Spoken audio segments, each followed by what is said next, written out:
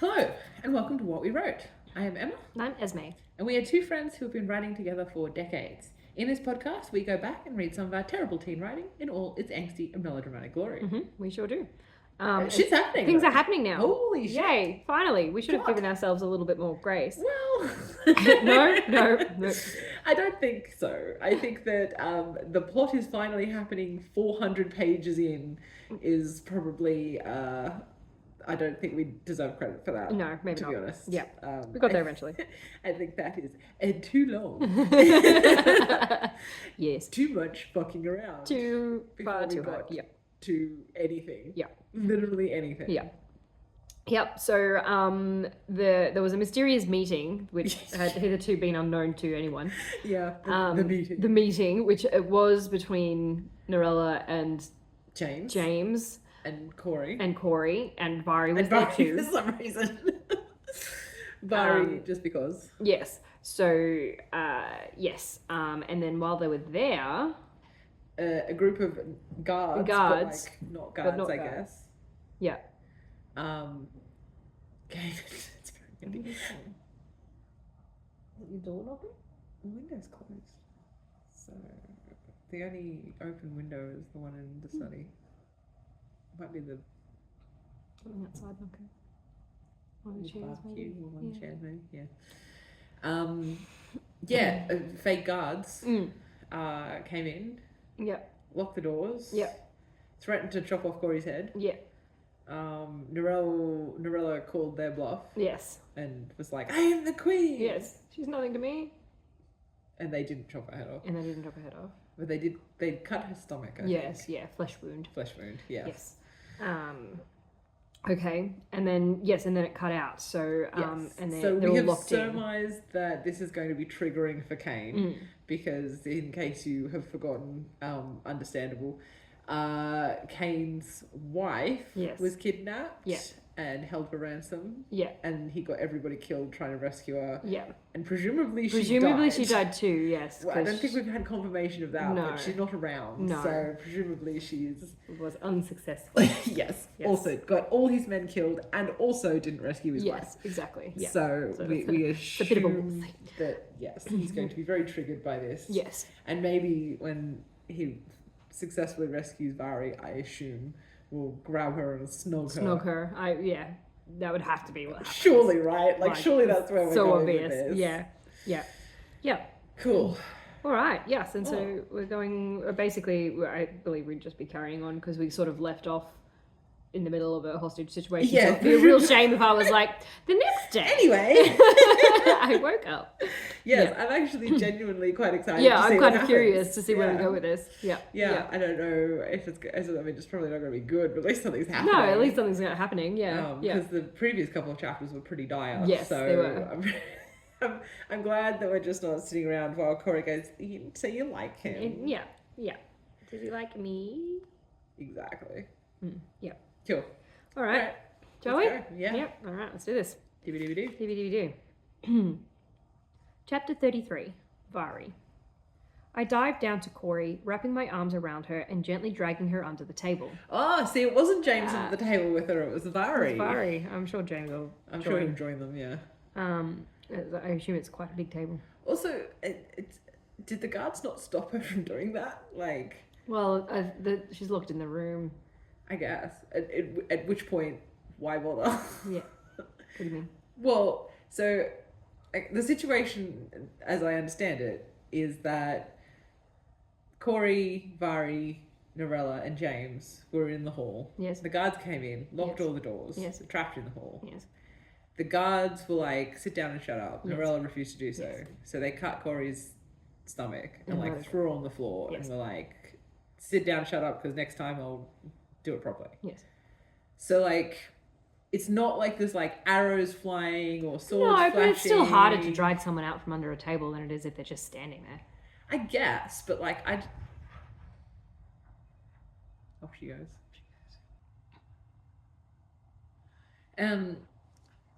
I guess it just feels like either the guards would be like, "Hey, stop moving around and behave yourselves," or it yeah, it just feels a little like that's the kind of thing you do when there's like, I don't know, a gunfight or something going on. You're like, must get to shelter or cover or whatever.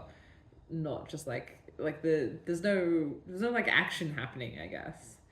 Yeah, no, I still feel like just trying to get out of the way, slow them down if something does happen. Like, and you know, chances are someone is going to try and get in which point they will probably need cover.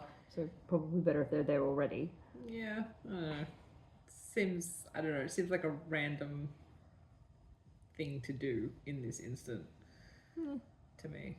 No. Dragging her onto the table, rocking softly and soothing her, my crooning tone shaking nevertheless. Cori quivered violently in my arms, staring at the blood on her hands in abject horror. She would have let me die, she whispered in a horrified tone. I don't think she would have. My jaw clenched so hard my ears began to ache, and I turned to glare at the queen, who sat primly, glaring at the captors. I saw James drop her hand and shift away from her, to watch me as I tried to soothe Cori. But I wouldn't have, I assured her softly, looking around the room. It was clear how the men had gotten in here. It was obvious. Through the door? Did they not just walk in the doors? I'm pretty sure they walked in the doors. I assured her, looking around the room.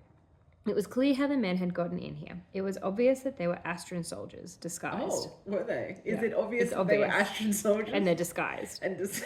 We're not going to tell you how or why we... Well, they were dressed as guards. They're wearing... yeah, our Corey said guards, they're yes, but wearing how can you colours. tell that they're Astron soldiers Exactly. if they're dressed as So, ours? like, if they're... what makes them Are they, obviously yeah, do they have a Astron different soldiers? ethnicity? In which case, racist. Yeah. Yeah. Yeah, it's that's a strange thing to say. It is a strange thing to They're say. disguised, but obviously they're Astrons. They're obviously Astrons. If they were obviously Astrons, nobody would have let them in. Yes. Yeah, exactly. Question was, were there more, and what was their intention?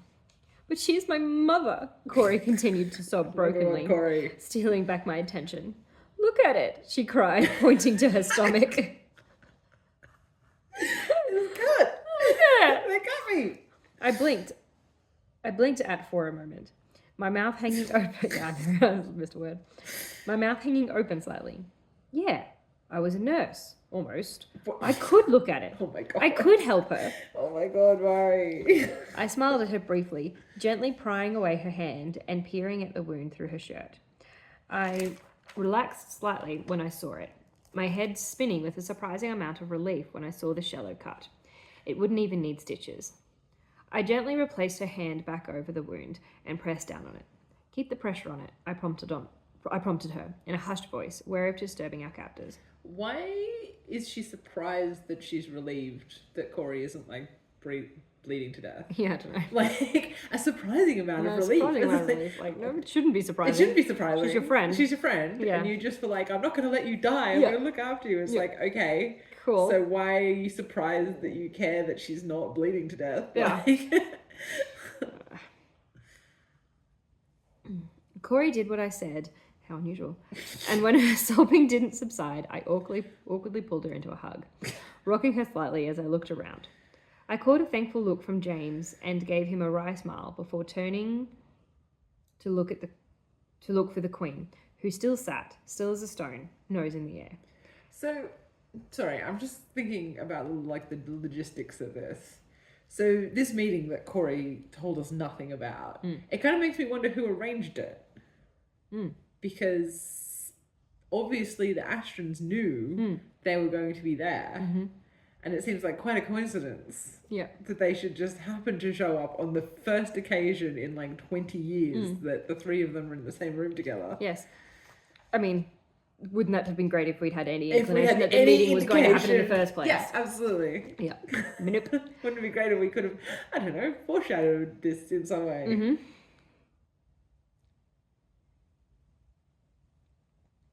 The sight of her complete disregard for her daughter's welfare made my blood boil and my fists curl in Cori's shirt. Cori clung to me in response as she cried, and I couldn't help but roll my eyes at James in a hopeful attempt to lighten the mood. Oh my god, the mood does not need lightning. I received a wry smile in return, and it comforted me. Norella might be completely useless, but even though James wasn't exactly useful, he was kind, and he seemed to care for us, or at least Cori. Sure. I turned my attention back to Cori, my voice sounding my voice sounding not... No, my voice... Your voice is doing something. Yeah, no, it's either...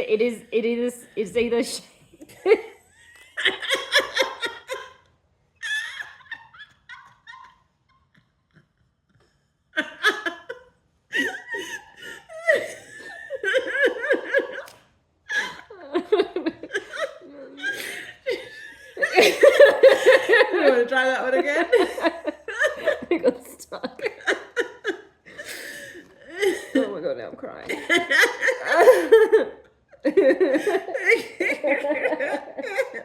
Is there anything in my water bottle? No, it's empty. That's a shame. Okay. My voice is either very shaken or not shaken. I can't tell. It's completely It's one of the two.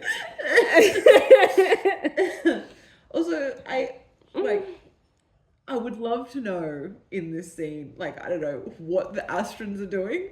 They're just standing Are there. they just standing fade around, into the like, background? picking their noses? Yeah, Like, what is happening? Nope, The exciting part of this scene is not Vari and James exchanging, like, the eye rolls across the room. No. It's the action, Yeah. which is what are the cards doing? Yeah.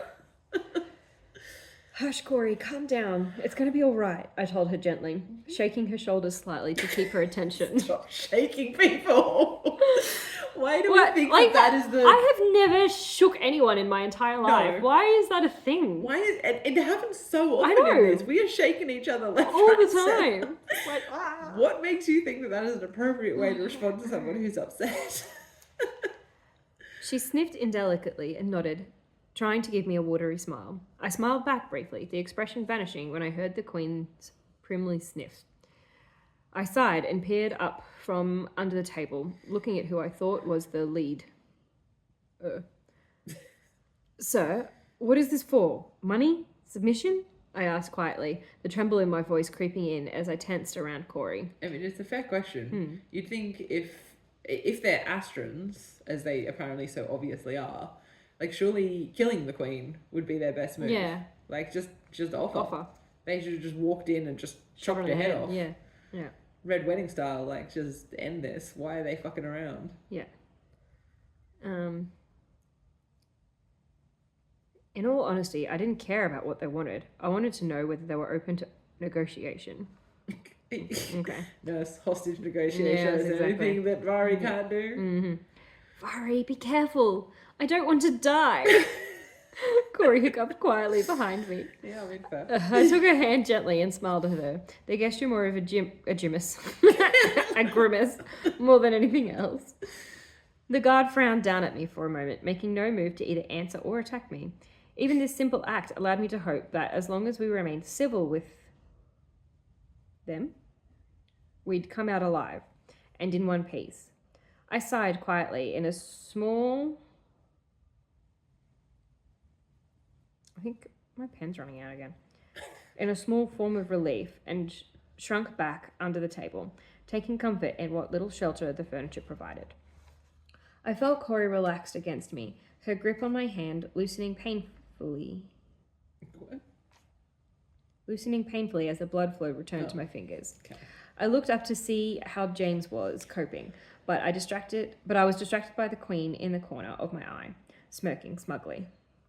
Okay. Is this narrator bias? I don't- Because yeah, maybe. I have seen nothing from this woman No. that would indicate she would be being smug Yeah, or smirky in this situation. exactly. I clenched my teeth together painfully and struggled to keep from launching myself at her. At least I didn't get anyone hurt, I hissed at her through clenched teeth. Wait, did she say something? No.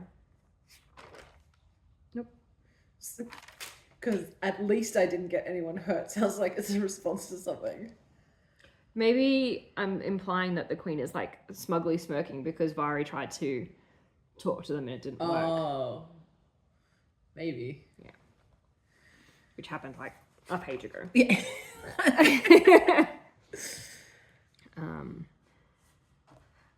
At least I didn't get anyone hurt, I hissed at her through clenched teeth. Cori touched my arm gently, and I saw her shake her head out of the corner of my eye, and I forced myself to take a deep breath, turning away from the Queen somewhat pointedly. If they don't assassinate her, I will, I promised in a shallow whisper to Cori. Okay. Jesus. It's all right, Vari, Cori said, her voice strained with pain. I mean, it's a cut. Yeah, it's like... That doesn't even need stitches. If it doesn't even need stitches, it can't be that deep, right? Like, man up. Yeah. I frowned at her worriedly and rocked back to sit more comfortable. No, comfortable. Yeah, I edited that sentence a lot, and even with that, still didn't help. They'll find us soon. They'll realise we're missing, I whispered, my voice sounding disparate to my ears. Missing from what? Well, eventually someone's going to go, hey, where's the queen at? Sure. I guess. I mean, I think it would be more likely that somebody would notice that the hall was locked. Probably, yeah. Someone will notice something. I whispered, my voice sounding desperate to my ears. And so what if they did? What would the king do to save his unfaithful queen, her lover, their love child, and the love child's straight right friend? Yeah, I mean, valid. Yeah. Why should they? She told everyone not to interrupt, Cori argued, beginning to cry again, looking terrified.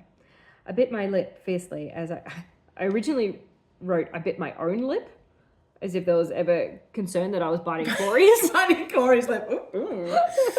Another very sexual moment between these two. Exactly. I bit my lip fiercely as I tried to keep from crying. Oh, I'm crying too now. Oh, okay. God. They'll figure it out after a day, I denied, day? shaking my head as I took hold of Cori's hand. I feel like something else will happen before a day. Yeah, turning nervously to James. A day? Cried Cori. Yeah, valid. Her sobs becoming louder. I'm sure if they're like ransoming you, that or like they will. They're not just going to hold you there until you starve to death. Like, what would be the point of that? Yeah. A day? Cried Cori, her sobs becoming louder. I grimaced nervously, biting my lip again at my failed attempt to calm her. Thankfully, James moved to sit under the table with us and hesitantly patted Cori's back. There you go, James is under the table. We're all under the table. Well done. Cori, listen to me. Calm down. You're going to be fine, darling. Just fine, he soothed quietly, his low, gravelly voice taking its toll on me, calming me just enough to think clearly. That's not what that means. No. Of course, thinking clearly just made me panic again. Was this how I was going to die? In a hostage state? What would happen when I left? What about Bran and Doc? He'd worked so hard on me, and now some bastard was just going to knock my head off? Probably not, Vari. You were there by pure accident. I really don't think they give a shit about you. The entire Stellinian Guard is out there. We'll be fine. You trust Kane, right? He's out there. I spoke continuously, my words running together in my haste, trying desperately to keep myself calm and failing miserably. I'm scared, Vari, Cori whispered before collapsing in a heap in my arms. I'm so sorry, Vari. I'm scared. I'm scared. I'm so sorry, Vari. You wouldn't even be here if it wasn't for me, she murmured brokenly. Valid. Yep. Fair. I wrapped my arms about her with a soft sigh and shook my head gently, smiling down at her wryly. If I was... I know, so many. If I was out there when this happened, I'd probably try to break in and get you all killed, I told her with a bitter laugh. Thank you, Vari. You're too good to me, Cori sniffed quietly. Bare fucking minimum. Jesus, I don't think so. We all fell silent, each becoming absorbed in our own thoughts, the dull echoes of the outside world like a twisted form of torture to us, to hear them getting on in their everyday lives while we were locked up, threatened and hurt. My mind... Just, can something happen? I know. All of this and then nothing. Excitement. Nothing. Something's happening. And it's like, okay, we're just going to sit and cry under a table for the next chapter. Great. Yeah. Amazing. I think that's exactly what's happening. So good. My mind drifted back to Bran and my throat closed as I thought of him. He'd lose his partner as well as his best friend. How would he cope? Would he hate us for it? It's not your fault. No. I tried to... So stupid. It's just saying things for the sake of saying things. To try and elicit emotion. Response. Yeah. It's trying to squeeze feelings out of a situation where there's none to be squeezed. None to be squeezed. Nothing has really happened. No. I tried to comfort myself by reminding me of the fact that hundreds of soldiers were just outside the Citadel. Just outside the Citadel? Yeah. They're not in the Citadel? No. All of which specially trained to deal with this sort of situation. Kane had even dealt with this type of... Oh. My blood ran cold and my mind became numb to what? What? Your For those listening to this on the podcast, Ed is literally just head desk, like face plant on the book, in sheer despair. Your mind went numb. I think so. I mean, it did. My blood ran cold, and my mind became too numb to complete that thought. Cain had indeed dealt with this situation before. He failed. Yeah. But this was different, I argued with myself. Was it? He was not tied quite so closely to the hostages this time. His wife wasn't here, so surely he'd be able to deal with this with a rational mind. Oh my God, Vari. I honestly, I'm starting to get on Cori's side. Like, what is wrong with you? But weren't Cori and I his friends? We weren't as close to him as we were with Bran, but was that close enough? Was just a small friendship enough to keep him from thinking straight?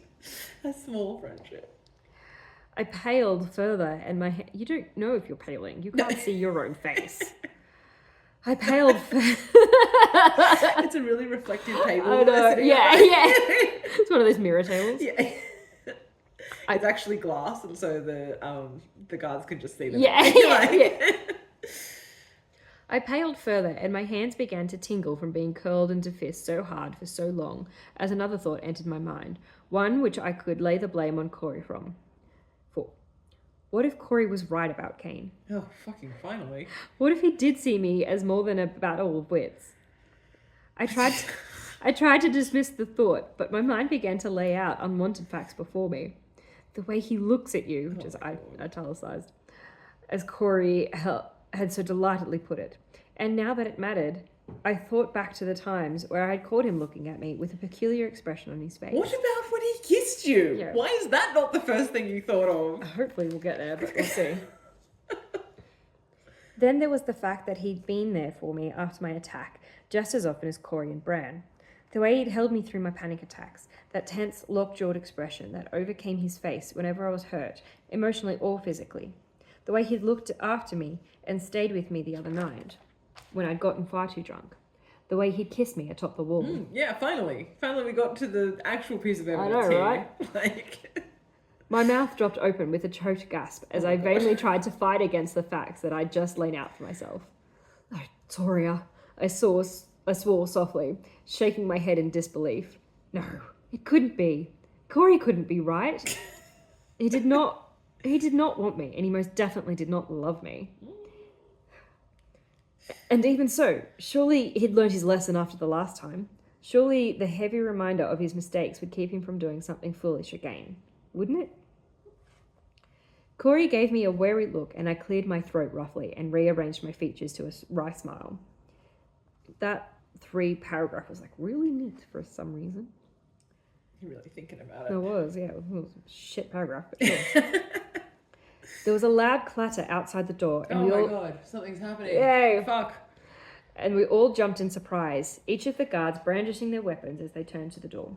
There was a brief moment of deafening silence before the door was hesitantly pushed open and another of the guards appeared. "Sir, we've got a problem," he said, his breath short as he opened the door wider so that another man came in, dragging the limp body of what looked to be a Stellinian soldier. I wonder who that could be. I heard Cori gasp before breaking down into renewed terrified sobs as Jane swore quietly under his breath and the Queen paled noticeably. I drew in a deep breath, locking my jaw as a sudden dizzy spell came over me. He said something about an urgent meeting for the Queen. There might be more. The guard was telling the leader in hushed tones. The leader nodded, frowning down at the body. Is the body Cain? Maybe not. Maybe it's just some poor sucker who came to try and see the Queen and they just killed him. Maybe. And then dragged his corpse into the room because that's a normal thing to do. Why not? Hold them back. Tell them the situation. Anyone tries anything, they die, he ordered sternly. Any news from the King's quarters? He asked. I tensed involuntarily as I made short work of what little information they'd given us. They hadn't taken the whole keep, just this dining hall, and apparently the King's quarters, and we were bound to be noticed sooner rather than later. They were successful, answered the other guard, giving him a sharp nod before turning and leaving the room with the other guard. So it sounds like the king's not in on it, I guess. Maybe, or unless they just went to find him and were like, hey, we did it. Yeah, maybe. It's just, yeah. It's just stupid. Yes, I was gonna just say that, like, it's just. The fact is, like, we didn't have the chops to deal with this. We don't know we don't know how hostage situations work. We don't know how military works. That's the thing, like a hostage situation. If you were trying to take the city, what does a hostage situation do? Yeah, what does that achieve? The people who have the power are the ones you have locked in the room. Exactly. Right. So like, you hold other people hostage so that they do what you say. Yeah. So like, you capturing Cori, maybe you could be like, yes, capture Cori, use her as leverage against the queen. Yeah. Capturing the queen doesn't achieve you anything. No. So just kill them. Yeah. Like, this is such a bizarre way to like infiltrate a castle. Just once you're inside, start killing people. Yeah. Like, yeah. What's this bloodless takeover business? They were successful, leaving the room with the other guard. The leader looked down at the limp body of the soldier and sighed before turning and walking away.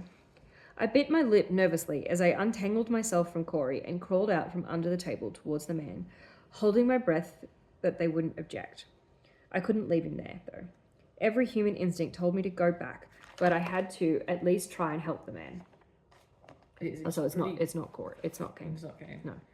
He was pretty dead. Yeah. Vari, please leave him, Cori cried quietly, attracting the attention of the guard. Yeah, dickhead. I froze, my heart skipping several beats as he approached me slowly. I flinched as he knelt down, cringing further when I heard the swift shing of a sword. I say it every time. Sword. My brain sees the W and I was like, you must pronounce it. Sword. Sword being drawn, but no pain followed. I opened my eyes warily and looked up to see the man now holding two swords. He nodded sharply to me before turning on his heel. What? So basically, I think he's taken the guard's sword from him. Oh, he's disarmed him. So that, yeah.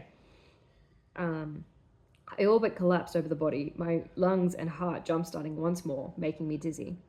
Is he alive? I heard James ask, reminding me of what I was doing. I sat up shakily and put my finger to his neck. I sighed softly and frowned as I nodded gently. Barely, I answered, moving to peer into his stomach wound, grimacing at what I saw.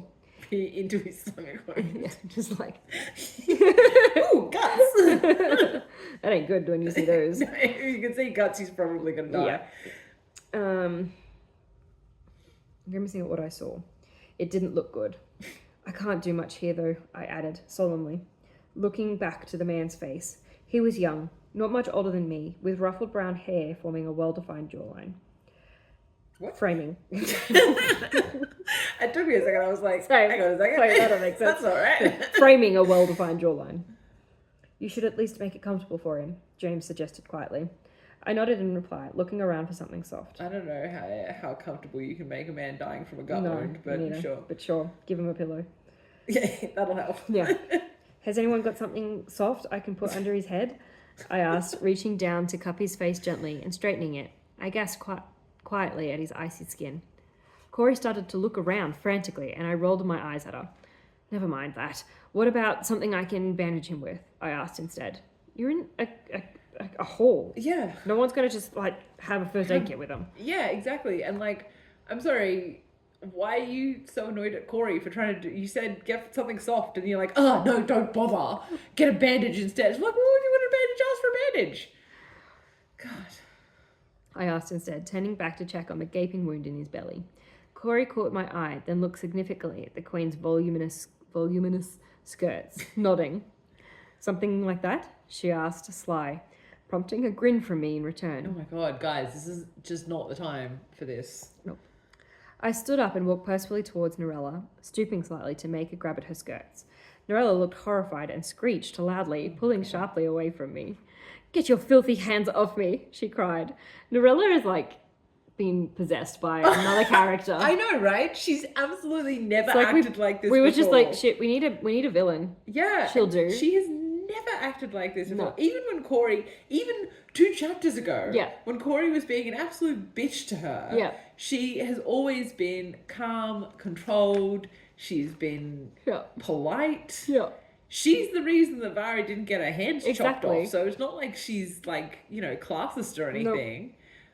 This seems very strange. Also, like, I'm surprised. Well, I'm not surprised because obviously it's always going to be bad. But like, the guards, I feel like would not be letting them like just be scurrying around the room like this. Yeah. Like, if you were in a hostage situation, Yeah, you're told to sit down, you shut up, sit and not down, move. and you were surrounded usually. Yeah. That if they're not letting you like run over here and run over there and crawl under tables, they'd be controlling the situation because the more spread out you are, the less because they don't have guns, so they can't just shoot you. Yeah. So the more spread out you are, the less chance they have of controlling the movements of the hostages. Yeah. So like Vari just being like, oh, I'll just scuttle over here, and the guard being like, yeah, that's fine, just don't take your sword. Like, Yeah. what the fuck? Yes. Get your filthy hands off me, she cried. I saw Cori cover her mouth in an attempt to keep from laughing. Now it's not time to be laughing. I know, my right? God, read the robe. Oh, be quiet, you selfish woman, Jane snapped, pushing him further up my admirable list.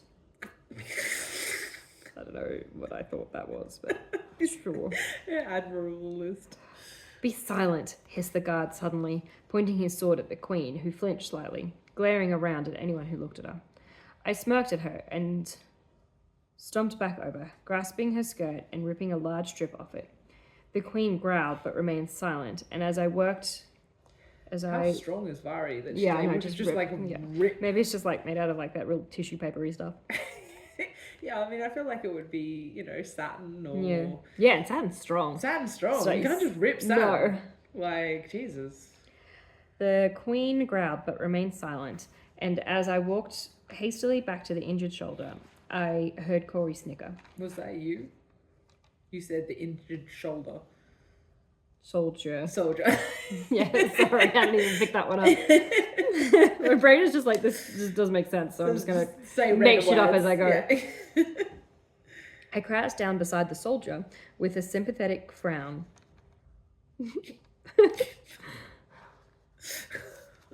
Sympathetic frown?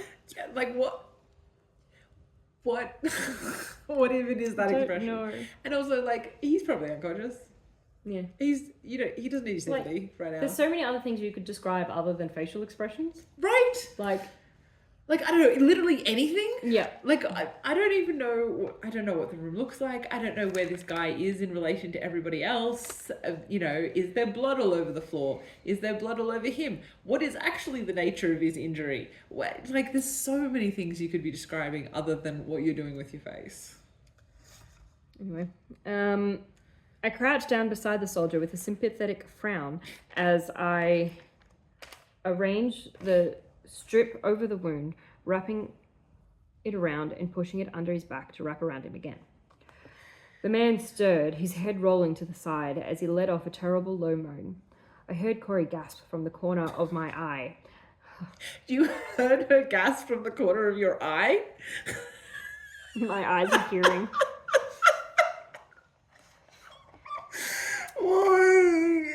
It just does. Oh, wait, no. And. And I heard Cori gasp, and from the corner of my eye, I saw her cover her eyes and look sharply away. Right, okay. Yeah. That makes more sense. Yeah. With a soft sigh, I continued hesitantly, trying my best not to disturb him. Suddenly, the man drew in a sharp breath, his entire body convulsing as he half sat up, grasping my arm in an iron grip, making me jump, only just managing to stifle my cry, gathering my wits about me enough to keep... to lean down, sitting down behind him, cradling him in my lap as I tried to soothe him. That was one sentence. That was a hell of a sentence. Yeah, I didn't take enough air in before I started that. Cori covered her ears, eyes squeezed shut as she rocked nervously. So Cori's just under the table doing these ones for no apparent reason. Well, I mean, she's probably not as immune to the sounds of dying men as Vari is. Like, it's probably fairly upsetting to be sitting in this situation with a guy bleeding out on the floor Yes. mere meters away. Yeah. But, like, to be like... Yeah, the rocking is a bit much. Yeah. Like, Yeah. you can just sort of look away or cry quietly, I don't know. She rocked nervously. What's your name? I asked the man, wrapping my arms around him tightly in an effort to keep him from moving too much. I just don't care about any of this. I just want something to happen. Danto, he choked. His voice laced with pain, making me cringe in empathy. All right, Danto. Stay still, all right? I'm trying to help, I told him, hating with the way my voice trembled as he began to quiver in my arms, his muscles going into spasm, his throat making a sickening gurgle noise before going limp. He's dead then. He did. Great, I'm glad we spent so much time on him. Yeah. I didn't move. I just sat, blinking down at the man, at Danto, my blood running cold. I heard Cori's strangled sob and looked up as she crawled over to James, who hesitantly wrapped his arms around her, patting her back gingerly. I looked back down to Danto numbly, shaking my head, eyes beginning to burn as I tried to shake him.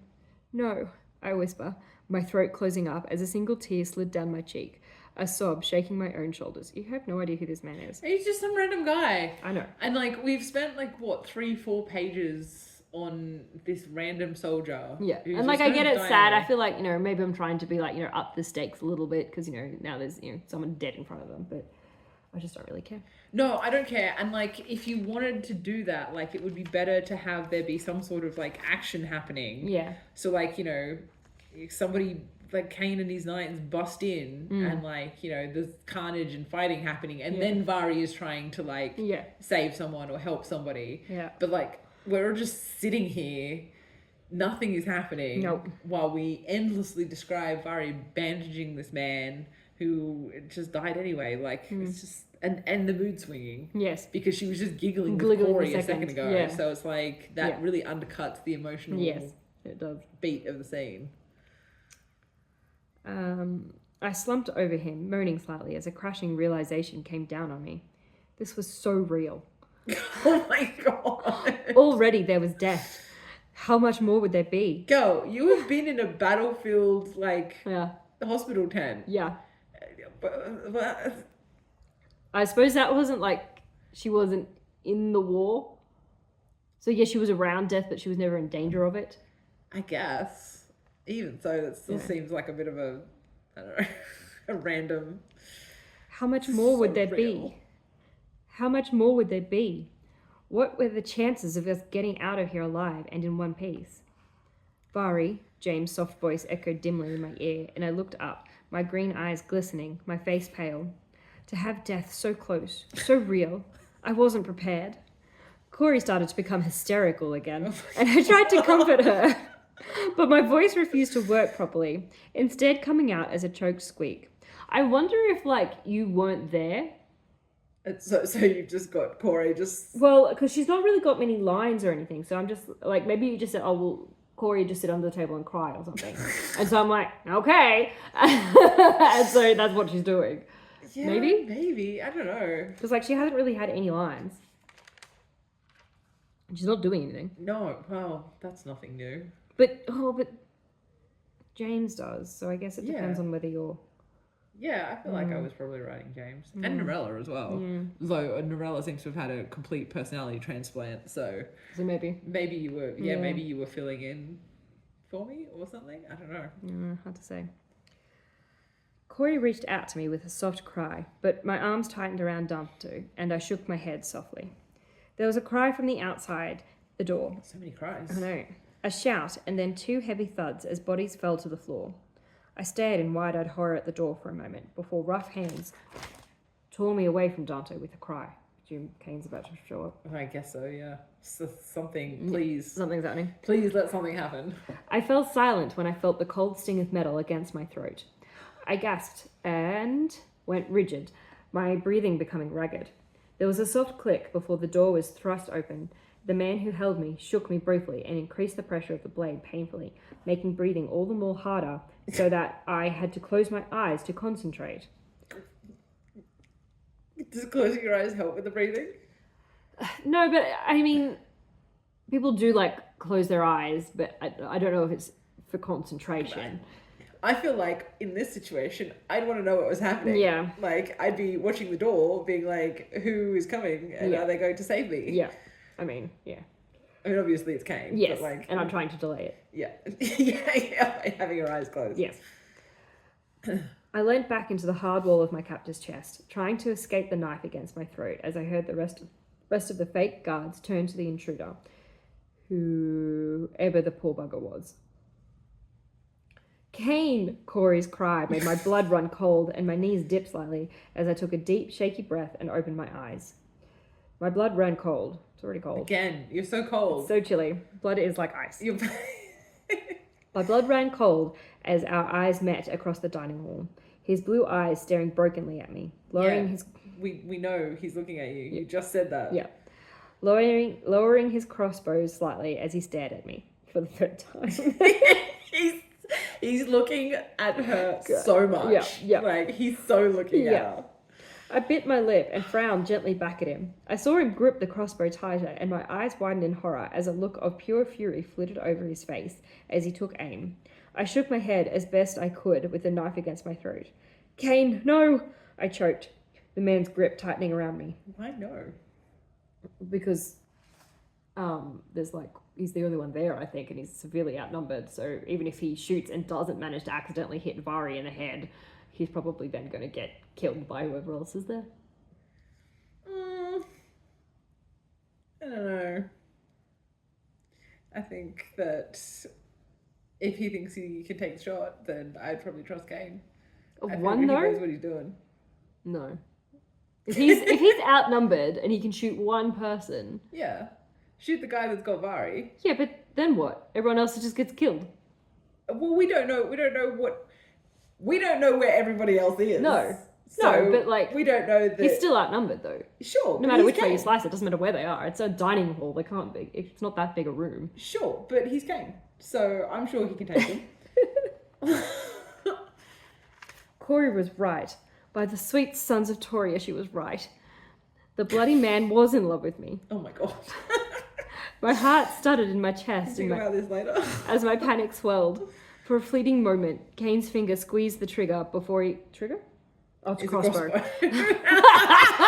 was like, wait. And then I started blasting. Yeah, so anyway. Yeah. I mean, if you had a gun. Yeah, well, that would change things. Yeah. For a fleeting moment, Kane's finger squeezed on the trigger before he let out a long sigh, lowering his weapon. I slumped with obvious relief, and I saw Kane's jaw tighten as he dragged his gaze away from mine to glare at the leader. Let her go, Kane growled.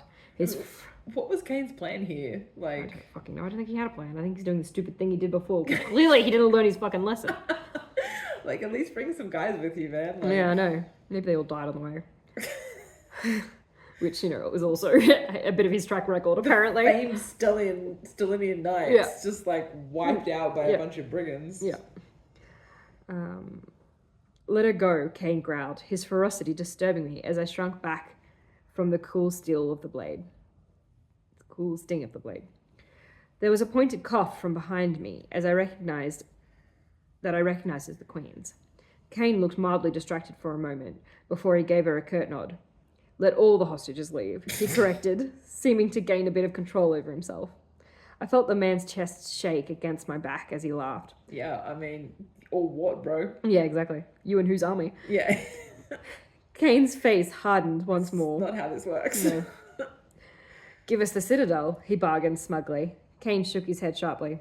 Unfortunately, I'm not authorized to agree, he answered, his voice low and dangerous. Ah, well, at least I got entertainment, he purred slyly, pulling me hard against him, his hand running up the length of my side to cut my breast. My eyes flew wide in sheer shock as I pulled away from his groping hand, only to feel him at my back with a startled squeak. Yeah, here we go again. Yeah. Kane moved so fast I barely had time to flinch as the arrow whistled from the crossbow to hit the man square in the eye. See? Kane's got this. Not bad. Don't worry about it. All right. The man crumpled instantly, his weight dragging me down with him. Kane gave a loud shout, shooting twice more with the crossbow before throwing it under the dining table and drawing his sword. It's an automatic reload crossbow then? Well, maybe he's lowering it. I don't think that... crossbows take a minute to reload. Like, not like a full minute, but like... You can't You can't go. No, you can't. You know, they're not the trade-off from the power of a crossbow versus a longbow or something. Yeah, you do have takes to, like, longer. You have to notch it and whatnot. put the arrow in. You have to notch it, then you shoot it. You can't just be like. Maybe ding, he's ding, got ding. like a fantasy like it's got a magazine in it, so it's like. So it's an automatic crossbow. It's an automatic crossbow. Yeah. Where am I? Twice more with the crossbow before throwing it under the dining table and drawing his sword as the dining hall doors burst open and a dozen Stellinian soldiers swarmed in. There you go. Kane, all under control. Yeah. Kane surged toward me, taking me around the waists and all but throwing me under the table, turning just in time to clash his sword against a foe. Cori attacked me, wrapping her arms around... Jesus. Wrong word. Like, it's the wrong time to use that word. Yeah, exactly. Because we're in the middle of a fight and an attack. Yeah, so now we're just like, wait, what? What? Yeah, it's a confusing word choice. Cori attacked me, wrapping her arms fiercely around me as I stared up at Kane's back, the Queen's distant shrieking falling on deaf ears as James stared, horrified at the crossbow in front of him. Get the hostages out, Kane ordered with a grunt as he deflected a deadly blow, returning with one of his own, as he drove the attackers back from us. A man appeared suddenly in front of me, and I cried out in surprise as I jumped back, Cori gasping by my side as she cut all circulation and feeling off my hands. I relaxed when I saw the Stellinian uniform, which presumably the other ones were also dressed in. Right? It's like the other ones were dressed in the Citadel Guards. Citadel Guards. Yeah, okay. But like, I don't know, same. Yeah, right? don't trust a uniform. Clearly. Yeah, there's no reason that they wouldn't also be wearing a Stellinian colours. Like, yeah. The young soldier beckoned hastily to us, and with a deep breath and a murmured prayer, I dived out after him, dragging Cori behind me. I looked behind me briefly and saw James and the Queen, backed up by another young soldier. We ran the short distance across the hall, all but diving out of the doors, hardly pausing as we jumped over the two bodies of the guards, as we were led down an array of corridors before we were thrust suddenly out into the courtyard. Crowed? Crowed? I think I meant crowded. Uh-huh. But not with its usual crowd. Not crowd. So it's crowded, but not with the usual people. Okay. Yeah. But I definitely said crowed. The courtyard was full of soldiers, among other seemingly important people, who shall remain nameless. Seemingly important people. We don't know why they seem important. Or why they're there. Or who they are, or any important information like that. Nope. Fuck them. Fuck them. We slowed to a walk, and there was a brief silence as the people turned to stare at us before they erupted in cheers, swarming around the Queen, pushing Cori and I away as they did so. Where? Yay! We won! It's so dumb. They're going up to Queen like she's the hero. Like, yeah. There was a loud shout from behind us, and I recognized it instantly as Bran's. I turned to find him with a small smile, directing a fretting Cori in his direction. She jumped a foot and squealed when she saw him, tearing away from me and launching herself at him. Bran wrapped his arms around her fiercely, spinning her around once as he held her to him, his hair in a dishevelled state from running his hands through it so often. I jumped slightly, startled, as Cori leaned back a fraction so that she could see him. Well, if he's got his arms around her? Yeah, but why am I jumping about it? I don't know. Bran, taking this chance to swoop down and kiss her hungrily. Hungrily? Yeah, wrong word. Mm-hmm. Don't like that. Wrong word in this context. Yeah. Well, yeah. Mm. With an awkward clearing of my throat, I politely turned my back around them. Words don't make sense! Think about what you're writing! Turn my back around them. Hugging. Turned my... Alright, where am I? Yeah, turned my back around them, hugging myself protectively as I looked up at the castle, sighing softly. I didn't know where the dining hall windows were, so looking didn't help. Where were the rest of the men? Where was Kane? How long would it take for 8 of them to take down a few men? Probably not that long. No. It's probably done. Yeah. I blinked pointedly and... Pointedly? Why? Why pointed? Pointedly at whom? Yeah. And what's your point? What point are you making, Barry? I'm just like, just because the words exist doesn't mean you need to use them. I looked away from the castle, shaking my head. He'd gotten us out. All of us. No one was even hurt except Cori's cut, of which I gave the blame entirely to the Queen. Except for the guy who died. Oh, yeah, but that doesn't count. Never mind that guy. He wasn't in the hostage situation? Davos or whatever his name was. Danto. Danto. I couldn't get the sight of him out of my face, though.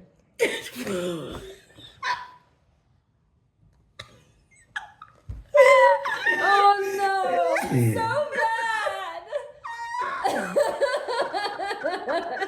I couldn't get the sight of him out of my face. Do you think maybe this is because I don't have the ability to visualize, so I don't know how visualization works? Like, if you're visualizing something, it's in your face, right? Because it's like right in front of you. Isn't that how visualization works? It's not like superimposed over the real world. Isn't it?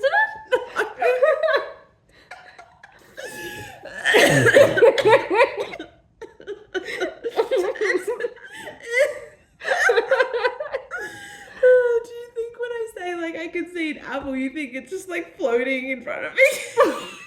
Yes! Otherwise, how are you seeing it? It's in my mind. How? Jimmy, how? What do you mean? My eyes are receiving input from the outside world, but my brain, my mind is a different place. It's different. It's why it's inside your head. That's why people say it's inside your head. It's in your head. I thought that was just a turn of phrase. No. How can it be inside your head? You can't see inside your head. I'm not seeing it with my eyes. I'm seeing it with my brain. That makes sense, though. Yes. Oh, you're all lying to me. No. That's why it's easy to imagine things with your eyes closed, because you're not receiving like conflicting.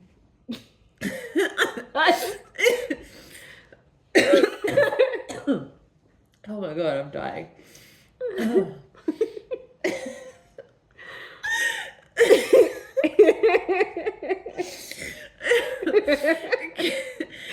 It's funny because I didn't, like, not being able to visualize has also been another one of those, like, recent realizations. Yeah. But again, so obvious on the page. Oh my god. Oh, get it out of my face. I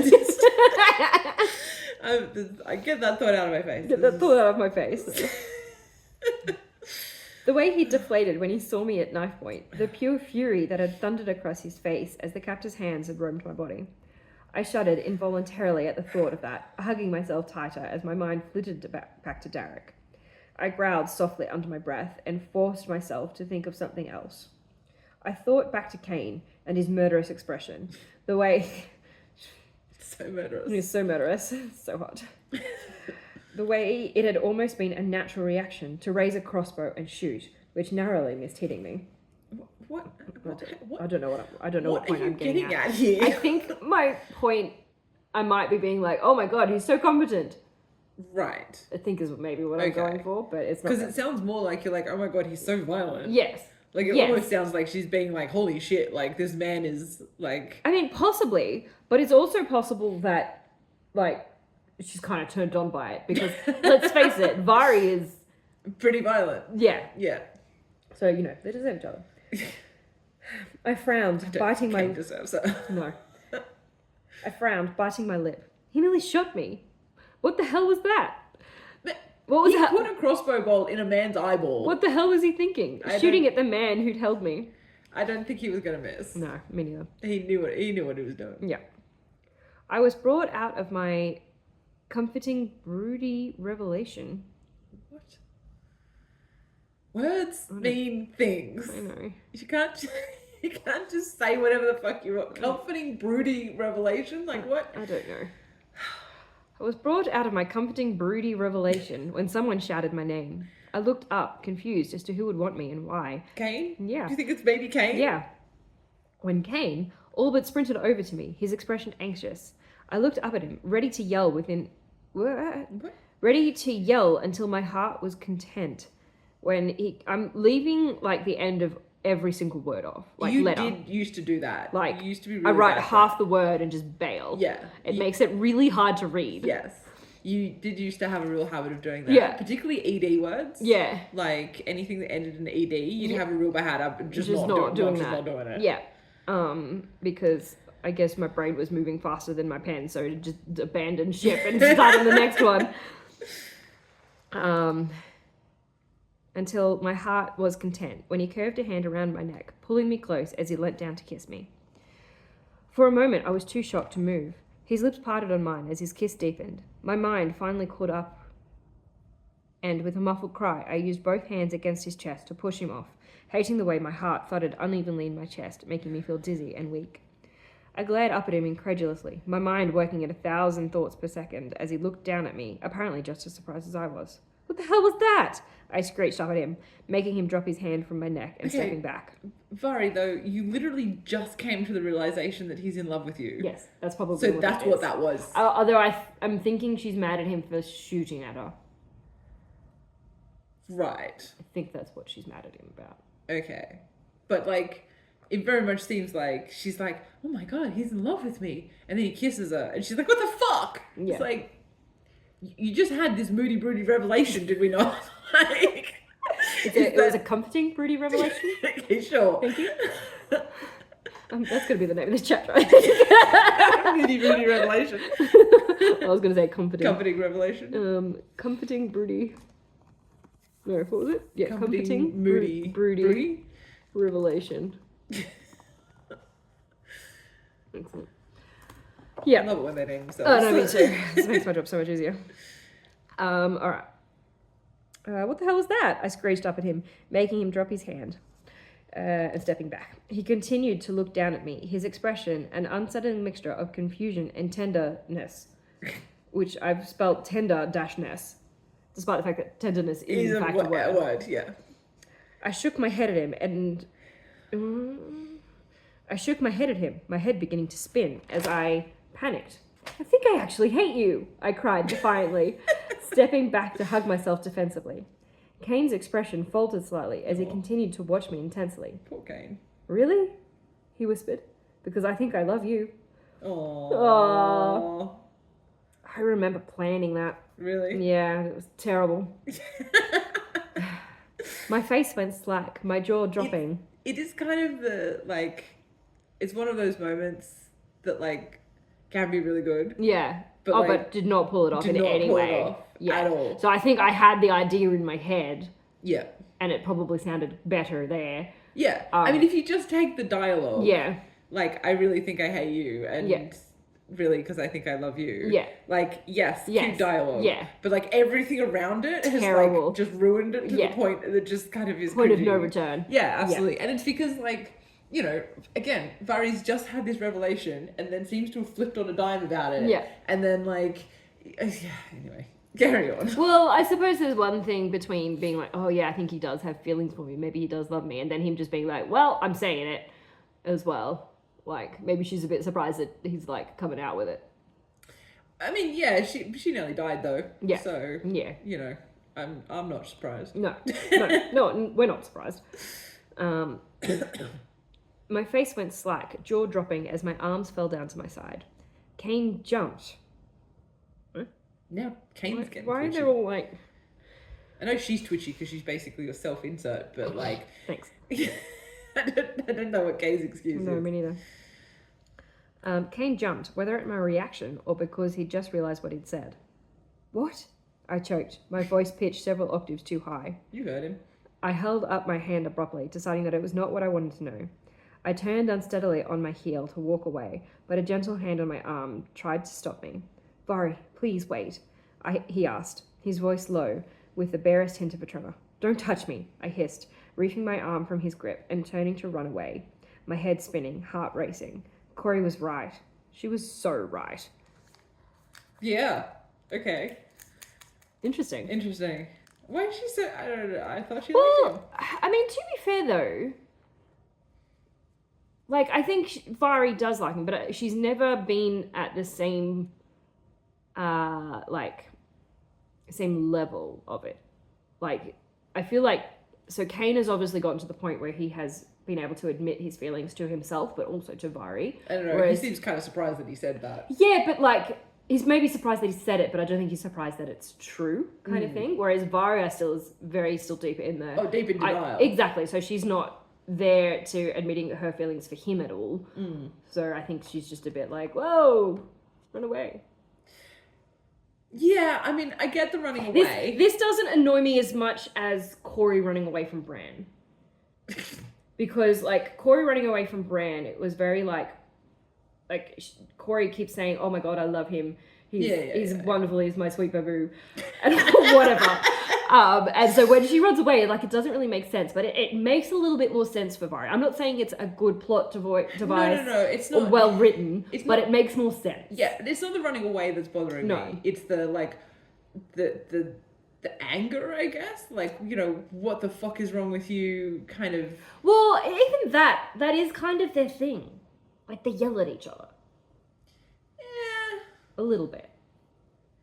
I don't know. I'm not saying it's good by any stretch of the imagination, but it annoys me less.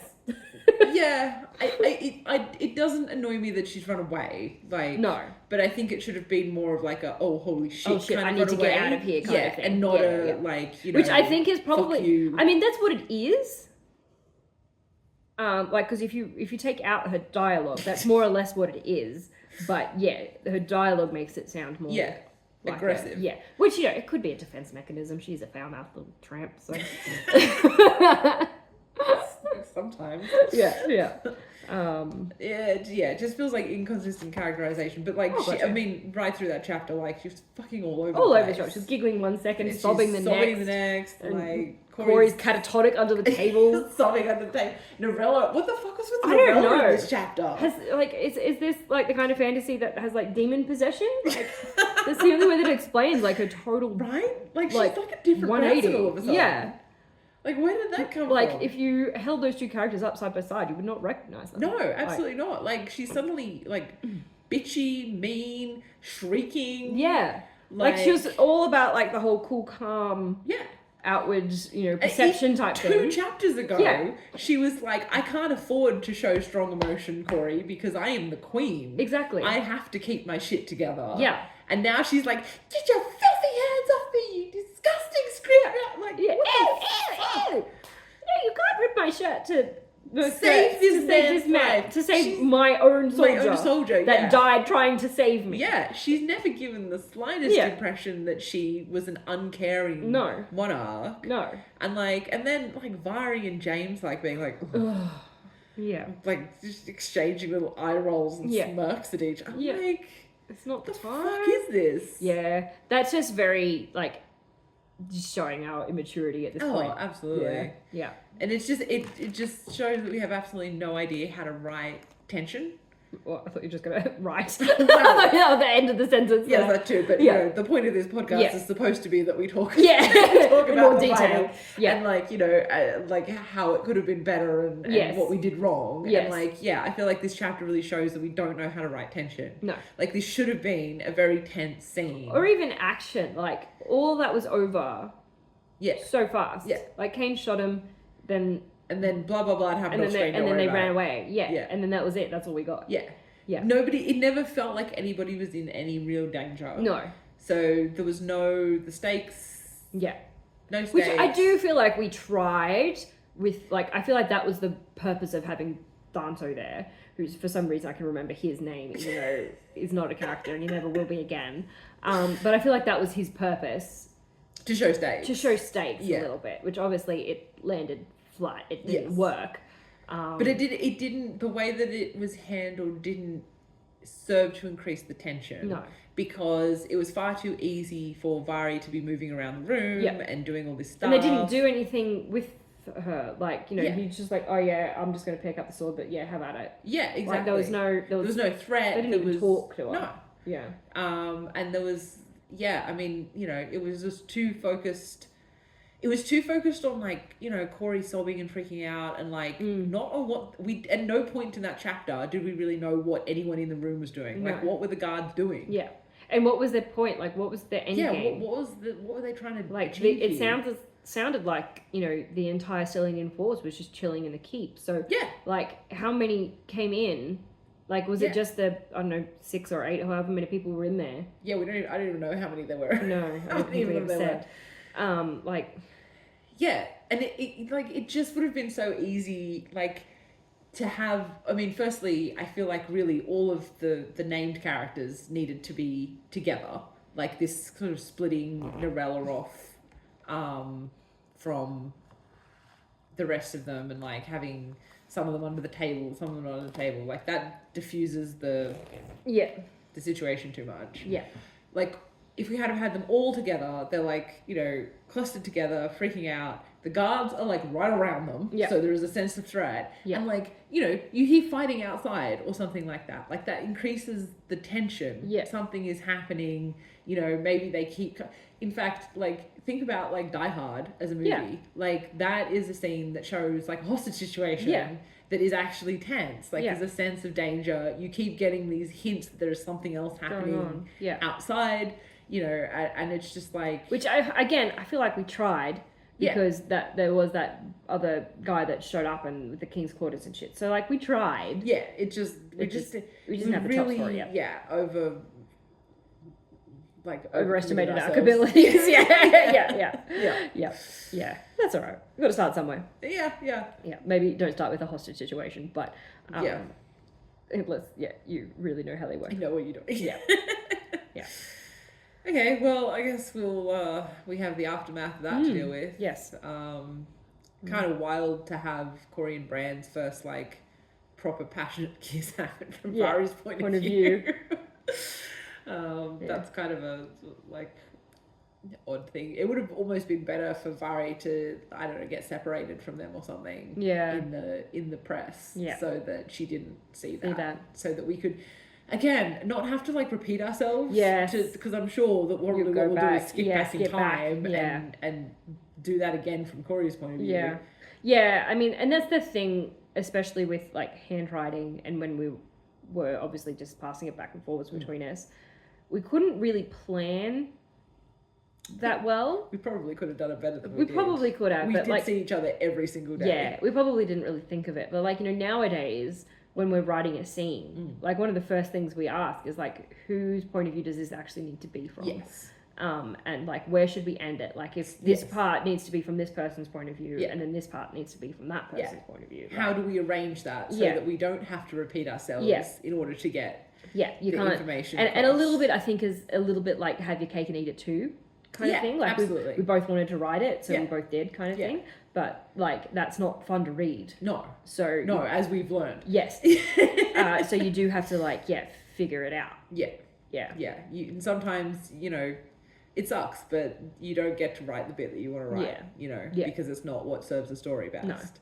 No. And it does. But I mean, the sensible thing to do would have been to separate Cori and Vari as they left, so that we could have Vari have her scene with Kane, and then gone and had Cori's scene with Bran, and not have either of them have to tread over the same ground the again. other, yeah, exactly.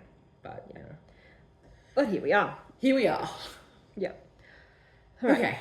Well, let's move on. We'll see what the fuck happens next time. Next time. Indeedy. Alrighty. Doobie-doobie-doo. Doobie-doobie-doo. Right, and now we're moving on to the part of the podcast called What We Read, where we talk about the books that we've been reading. Yay! What you been reading? So I have, a good review this week. Yay! Happy days! And it's a romantasy, so where I get to prove that I actually hate all romantasy. Because I feel like you probably maybe have that perspective, but it's not true. I like some of it. So my book this week is The Night and the Moth by Rachel Gillig. Yes, this is on my to-read list. Yes, so this is one, obviously, it's a bit of a book talk book. It's quite popular. Well, it was quite popular on Book Talk. I think a lot of her books are. Yes. And I was, pretty resistant to start with to reading this one because I did read it when I had a bad run of romantasy, and I was like, maybe I just hate this genre. Yeah. Like, maybe maybe I'm the problem. Maybe I'm the problem. Yeah. Maybe this just is not for me. Yeah. And I read this one and I was like, oh shit, maybe this is for me. Yeah. It's so good. Yeah. I enjoyed this so much. Oh my gosh, I can't wait to read it.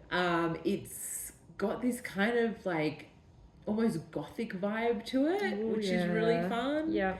The main character, the female main character, Sybil, is she's a prophetess. There's a lot of really cool lore around the sort of this abbey, and that has sort of this magic well in it where you can sort of get omens and portents and things like that. And I really, firstly, I really like Sybil as a main character. She is buff, which is a rare trait for a FMC. She's not. She is tiny and delicate and breakable, but actually can carry like a fully grown deer on her back. Like she's like. So can Feyre.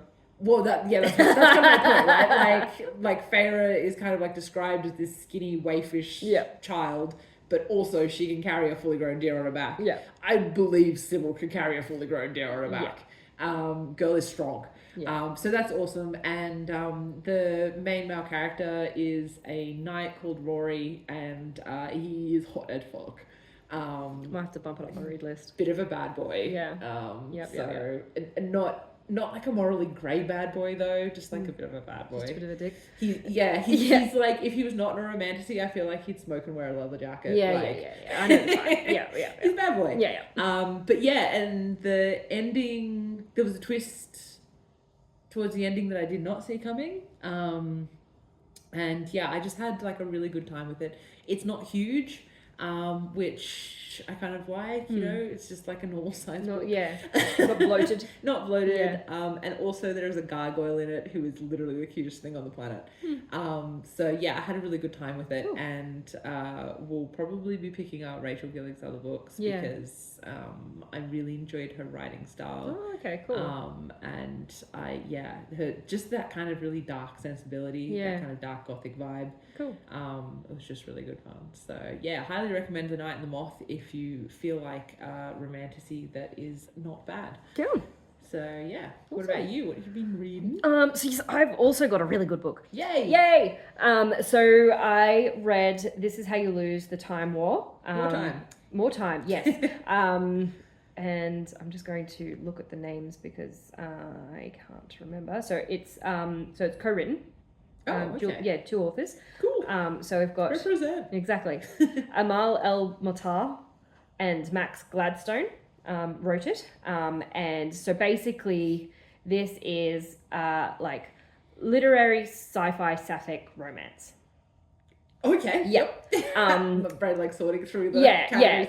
Exactly. It's really like a really curious mixture. Yeah. And it is unlike a lot of things. Like it's very unique in what it is.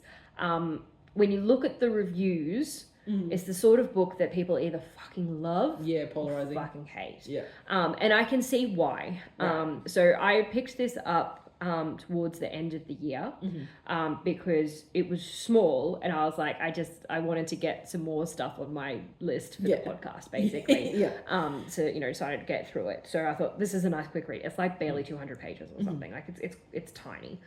And so I was like, oh, this will be fast. Wasn't. Oh no.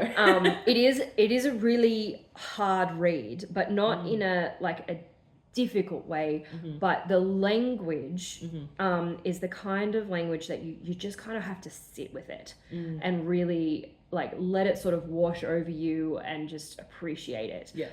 Because the prose is more like poetry than straightforward fiction essentially. The world building and the character development, like it's all really, really abstract. So like if you're sort of going into this expecting like a book, with a beginning, a middle and an end, you will struggle with this because you kind of just have to trust that your gut is telling you the right things, because it is like the world building especially is just really abstract is the best way I can think about it. Nothing is really ever said in stone. You just kind of pick up things from whatever's said. The book is also, I'm going to use this word that you always use that neither of us can really pronounce, epistolary. Oh yes, letters. Yeah, it's told through letters. And so basically, it's through two soldiers of the Time War that are on opposing sides, and they start sending letters to one another. Cute. And yeah, it's really, like, it is really heavy on the sci-fi as well. So like, if you're new to sci-fi, this is going to fuck with your head, because it's really, really, like, you do just have to abandon all rules of what you think the world should be, because the laws of physics don't really apply in this book in any way. Like, it's just it's amazing. I really, really enjoyed it. Cool. It took me way longer to read, because it's just not something that you can rush through. You have to sit down and really appreciate it. And I think if you're prepared for that, then it's a really excellent read. Cool. Awesome. Yeah, cool. That's me. Cool. So that's us for this week. So as usual, you can reach out to us on various platforms. So we are at Facebook, Instagram, Tumblr, YouTube, and TikTok. Our handle is the same at What We Wrote Podcast. Our email is at whatwewrotepod@gmail.com. And we would love to hear from you. More importantly, though, we have a book. Yay! So our book is out. You can buy it. It is a thing. It is a thing. You can hold it in your little hands. Hold it. It's a real thing. With one day we will have one that we can show you, but we don't have it yet. Yes. So it is a beautiful thing. Obviously, you guys are coming with us on the journey that led from this nonsense to this one is really better. I was gonna say really good, but that sounds, it makes it sound like assholes. Exactly, yeah. But it is much better. It's properly written. We actually edited this one. We had other people edit this one. So it's been through all of the the things that we should go through before being published, and all of the, like, I guess the lessons that we have learned by trial and error. That we talk about, like, oh, well, we should have done this and we could have done that. Well, we do that. We do that now. We do that now. Yeah. We know what we're doing. Yeah. It is an urban fantasy set in Brooklyn with angels and demons, and it's I was going to say dual point of view, but it's actually a triple point of view. Yeah.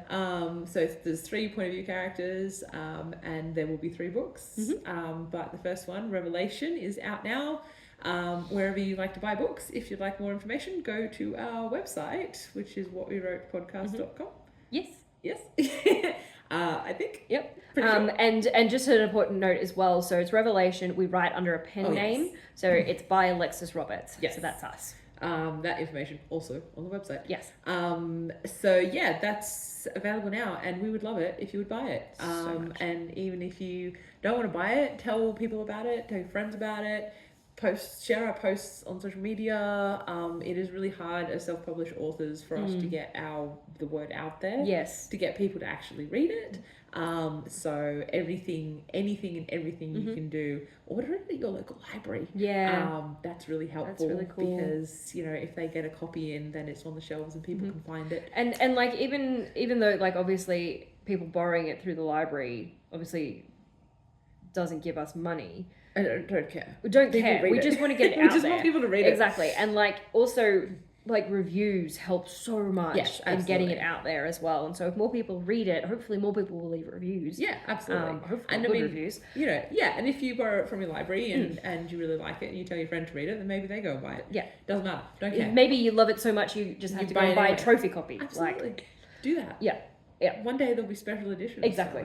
So one day. Anyway, yes, buy the book. Please talk about the book. Tell people, read the book, most importantly, of everything. Yeah. And that's pretty much it from us. We will catch you next time and find out probably exactly what we just saw Cori doing. Oh, yes. Yep. Bye. Bye.